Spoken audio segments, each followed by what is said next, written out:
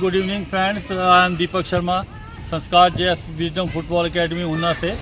आज हम एक बार फिर आपको, एक मेरी पुरानी स्टूडेंट है जो मेरे पास फुटबॉल खेलती थी और 2 या 3 नेशनल उसने सीनियर भी खेले हैं, और मैं आज उसके साथ हम थोड़ी एक चर्चा करेंगे फुटबॉल को लेकर, उसकी अपनी लाइफ को लेकर, जिससे कि थोड़ा सा आप तक मैं अपनी बात वहाँ तक पहुँचा सकूँ। तो आज मेरे साथ है नेहा दत्ता, और जो कि गांव खट की रहने वाली है, और इनके फादर का नाम श्री राजकुमार दत्ता है। तो नेहा, जब तूने फुटबॉल खेलना शुरू किया, कौन सी क्लास थी तुम्हारी? सर मेरी 11th क्लास से जो मैंने शुरू किया। 11th में 11th क्लास थी इसकी, तो थोड़ा लेट स्टार्ट, क्योंकि मेरी पोस्टिंग जो है वो खट में एज ए फुटबॉल कोच हुई थी। जब मैंने ज्वाइन किया तो उस समय इसने 2016 में खेलना शुरू किया, तो 11th क्लास थी इसमें। तो लेट स्टार्ट था, लेकिन बेसिक इतनी अच्छी नहीं थी, क्योंकि लेट जब स्टार्ट करते हैं तो थोड़ी प्रॉब्लम आती हैगी। तो जब तूने फुटबॉल खेलना शुरू किया, तेरे को पता था कि फुटबॉल क्या चीज़ होती है? नो सर, हम जिस गांव से बिलोंग करते हैं वहाँ पे ऐसा, मतलब लड़कियों के लिए ऐसा कुछ था ही नहीं, नॉर्मली कुछ था ही नहीं कि वो भी किसी स्पोर्ट में ऐसा जा सकते हैं। लेकिन जब सर आए फिर उसके बाद हमें इस चीज़ का पता चला कि कैसे खेलना है, कैसे सर ने हमें मतलब उस चीज़ के लिए प्रेरित किया कि ऐसे खेलना है। जब हम पहली बार गए थे तो हमारा एक्सपीरियंस भी इस चीज़ को, स्पोर्ट्स को लेके कुछ नहीं था, मतलब हम जानते भी नहीं थी वो चीज़ थी क्या। पर जब हम गए फिर हमें धीरे धीरे खुद में भी चेंज महसूस हुआ, और हमें बाहर की दुनिया का, हमें अपना मतलब खुद का वजूद भी मिला कि हम किस लिए क्या कर सकते हैं और क्या नहीं कर सकते। इस चीज़ के बारे में भी हमें सर से ही पता चला कि क्या चीज़ है, और स्पोर्ट्स में हम आगे भी क्या कर सकते हैं उसके बारे में भी हमें सर ने ही बताया। तो एक हमारी शुरुआत हुई विमेन फुटबॉल की खट गांव से। एक ही गांव के मेरे पास कि लगभग कितनी लड़कियां खेलती थी? मैं 60-70 लड़कियाँ हैं, 60-70 लड़कियाँ फुटबॉल खेलती थी। एक बहुत अच्छा रिस्पांस मेरे को वहाँ पे मिला था, पेरेंट्स की तरफ से, गांव वालों की तरफ से, और इस प्रकार हमने जो है विमेन फुटबॉल की जो है शुरुआत करी। लेकिन एक हंसी की बात मैं आपसे बताना चाहता हूँ। इसकी एक छोटी बहन है जिसका नाम प्रेरणा हैगा, और वो भी मेरी स्टूडेंट रही है। तो बड़ी मजाक की बात यह है कि जब मैं वहाँ पे पोस्टिंग हुआ तो आज वो बताती है कि जब मैं वहाँ पोस्टेड हुआ तो वो बड़े बनठन के ग्राउंड के अंदर आई कि कोई कोच आया है, उसको देखना है।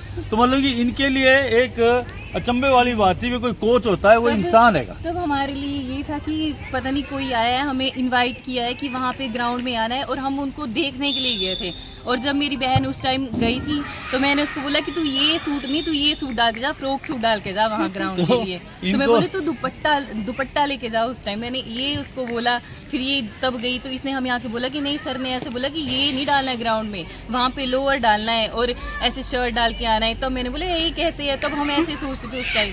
फिर हमने धीरे धीरे वहाँ शुरू किया, फिर हमने उसको देखा कि वो चेंज हो रही है, फिर धीरे धीरे हमने भी निकलना शुरू किया, तब हमारा ग्राउंड स्टार्ट हुआ। वहाँ से ग्राउंड स्टार्ट हुआ और बड़ा एक अच्छा रिस्पांस।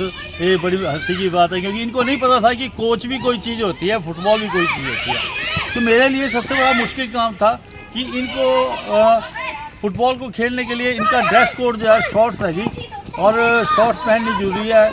और जैसे पुराने विचार सबके होते हैं, तो उसमें थोड़ा सा एक दिक्कत जरूर आती है कि जब हम किसी नई चीज़ की तरफ जाते हैं, जब नई चीज़ की तरफ जाते हैं हम मन से प्रयास करते हैं, तो प्रयास करने के बाद जो है उसकी कहीं ना कहीं मंजिल हम तक पहुंच जाती है। नेहा ने मेरे साथ जब फुटबॉल खेलना शुरू, ये 3 बहनें हैं कि मैंने पहले भी आपसे चर्चा की कि 3 बहनें हैं, तीनों फुटबॉल खेलती है। तो नेहा ने जब फुटबॉल खेलना शुरू किया, लेट स्टार्ट था, लेकिन फिर भी तो मेरे ख्याल कितने नेशनल खेली हैं? सर 3 तो 3 सीनियर, जूनियर भी है, एक जूनियर भी है, 3 सीनियर नेशनल के लिए फुटबॉल में। अच्छी बात है, इतनी 3 सीनियर है। फिर एक और चीज़, एक धारणा इसने और बदली है, जो मन में कई पेरेंट्स के प्रति होता है कि बच्चा खेलेगा तो पता नहीं वो आगे पढ़ सकेगा या नहीं, डफर होते हैं कुछ है। तो इस लड़की ने अपनी शिक्षा भी बड़े अच्छे से ग्रहण करी है। तो मेरे ख्याल से पहले ग्रेजुएशन करी है, फिर उसके बाद एमए कौन सब्जेक्ट में की है? पॉलिटिकल साइंस में से एमए करी है। फिर एक सफ़र और शुरू हुआ इसका ज़िंदगी का नया। तो इसने मेरे से बात करी कि अब मैं क्या करूं।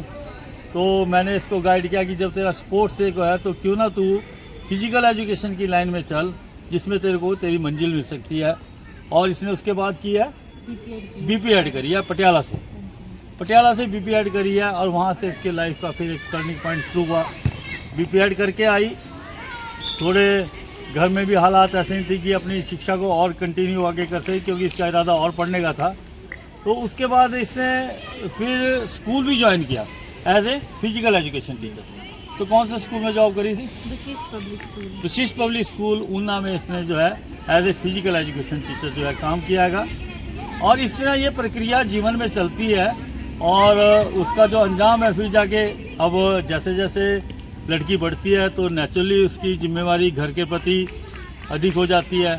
तो फिर स्पोर्ट्स कहीं जाके थोड़ा सा हमने भी यही चाहा, मैंने भी इसको ही गाइड किया कि एक रिश्ता इसके लिए आया, शादी की हमने आपस में बातचीत करी। मतलब कोई भी लाइफ का डिसीजन हमने अपने से अलग नहीं किया, हमने सब ने एक मिलजुल के हर लाइफ का डिसीजन किया। और वो डिसीजन हमने किया कि जो रिश्ता आया था, शादी की बात चली और शादी हो गई बड़े अच्छे धूमधाम से, माता पिता ने इनके बड़े अच्छे से किया।